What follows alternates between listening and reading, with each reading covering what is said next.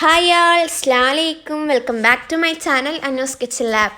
അപ്പോൾ നമ്മുടെ lockdown time ഏറ്റവും കൂടുതൽ പോപ്പുലറായിരുന്നതാണ് ചക്ക വിഭവങ്ങൾ. അപ്പോൾ അതിൽ ഏറ്റവും കൂടുതൽ മുന്നിത്തിളങ്ങിയത് ചക്കക്കുരു ഷെയ്ക്കാണ്. അപ്പോൾ ആ ഒരു വീഡിയോ ഞാൻ ഇതിനു മുമ്പ് ചെയ്തിട്ടുണ്ടായിരുന്നു. കാണാത്തവർക്ക് ഞാൻ ലിങ്ക് ഡിസ്ക്രിപ്ഷൻ ബോക്സിലിടാം.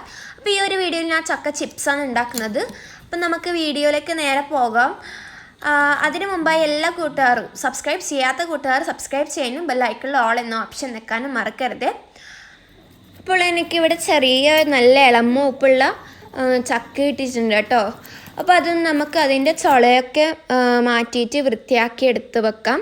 അപ്പോൾ ചക്ക ചിപ്സ് ഉണ്ടാക്കുമ്പോൾ എല്ലാവരും ഒന്ന് ശ്രദ്ധിക്കുക, ഇളമൂപ്പിലെ ചക്ക തന്നെ എടുക്കാൻ ശ്രമിക്കുക കേട്ടോ.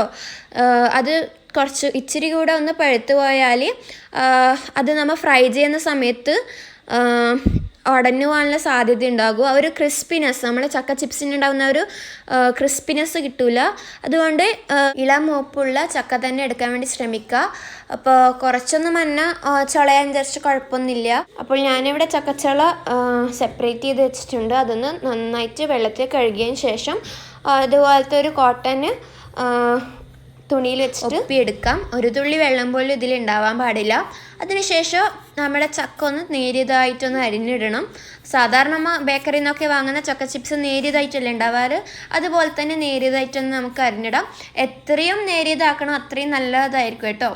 നല്ല ക്രിസ്പിനെസ് ആയിരിക്കും നേരിയതാവുന്നവരും. അപ്പോൾ ഞാനിവിടെ ഒരു ചീനച്ചട്ടിയിൽ ഓയിൽ ഒഴിച്ചിട്ടുണ്ട്. ഇനി നമുക്കിതൊന്ന് ചൂടാക്കിയെടുക്കാം. അപ്പം നമ്മുടെ ഓയിൽ നന്നായി ചൂടായിട്ടുണ്ട് കേട്ടോ. ഇനി നമ്മൾ നേരത്തെ നേരിയതായി കട്ട് ചെയ്ത് വെച്ച ചക്ക ഇതിലേക്ക് ഇട്ടിട്ടൊന്ന് ഫ്രൈ ചെയ്തെടുക്കണം.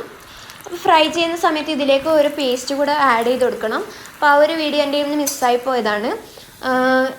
പേസ്റ്റ് എന്ന് പറയുന്നത് ഒരു ടീസ്പൂൺ മഞ്ഞൾപ്പൊടിക്ക് ഒരു ഇച്ചിരി വെള്ളം കൂടി ചേർത്തിട്ട് നല്ല തിക്കായിട്ട് കലക്കിയെടുത്തതാണ്. അപ്പോൾ ഒരു തിക്ക് പേസ്റ്റായിട്ട് ഉണ്ടാവുക. ഇതിലേക്ക് കുറച്ചൊന്ന് ആ ഒരു കളറ് ബേക്കറിയിലൊക്കെ കിട്ടുമ്പോൾ നല്ലൊരു യെല്ലോ കളറായിരിക്കുമല്ലോ നമ്മുടെ ചക്ക ചിപ്സിന്. അപ്പോൾ ഒരു ഇത് കിട്ടാൻ വേണ്ടിയിട്ടാണ് ഇത് ചേർത്തെടുക്കുന്നത്. അപ്പോൾ ഇതൊന്ന് ഡയറക്റ്റ് ആ ഓയിലിലേക്ക് കുറച്ചൊന്ന് ഒറ്റിച്ചെടുത്തിട്ടൊന്ന് ഫ്രൈ ചെയ്ത് എടുക്കുകയാണ് വേണ്ടത്. അപ്പോൾ നന്നായി നേരിയതായി മുറിക്കുന്ന സമയത്ത് നല്ല ക്രിസ്പിനെസ് ആയിരിക്കും കേട്ടോ.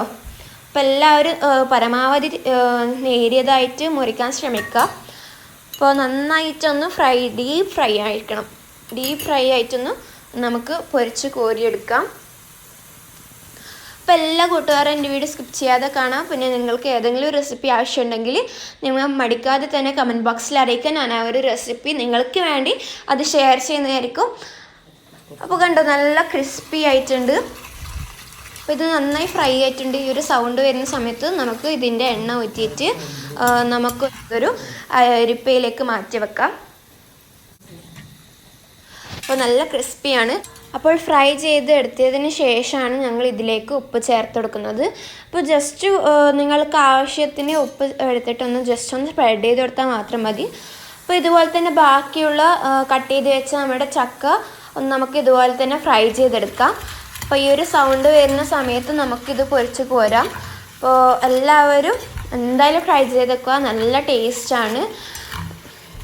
അപ്പോൾ വളരെ എളുപ്പത്തിൽ തന്നെ നമുക്ക് ഉണ്ടാക്കാൻ പറ്റുന്ന ഒരു സാധനമാണ് ചക്ക ചിപ്സ്. അപ്പോൾ എന്തായാലും എല്ലാവരും ട്രൈ ചെയ്ത് വെക്കാം കേട്ടോ. അപ്പോൾ ചക്ക ചിപ്സ് പൊരിച്ച് കോരി അതേ എണ്ണയിൽ നമുക്കൊന്ന് കുറച്ച് ഇച്ചിരി കറിവേപ്പില കൂടെ ഒന്ന് പൊരിച്ച് കോരിയിട്ട് ഇതിലേക്ക് ചേർത്ത് കൊടുക്കാം. അപ്പോൾ ആ കറിവേപ്പില പ്രത്യേക ഒരു ഫ്ലേവറാണ്. അപ്പോൾ നല്ല ക്രിസ്പിയാണ് നമ്മുടെ ചക്ക ചിപ്സ്. ആ ബേക്കറിയിൽ നിന്ന് കിട്ടുന്ന അതേ ക്രിസ്പിനെസ്സും അതേ ടേസ്റ്റുമാണ്. അപ്പോൾ ചക്ക വീട്ടിലിരിക്കുന്ന എല്ലാ കൂട്ടുകാരും എന്തായാലും ട്രൈ ചെയ്ത് നോക്കാം കേട്ടോ. പ്രത്യേകം പറയുക, ഉപ്പ് ആദ്യം ചേർക്കരുത്, പൊരിച്ച് കുറേയും ശേഷം മാത്രം ചേർത്തെടുക്കാം. നമുക്കിത് കണ്ടെയ്നറിലാക്കിയിട്ട് കുറേ നാൾ സൂക്ഷിക്കാം.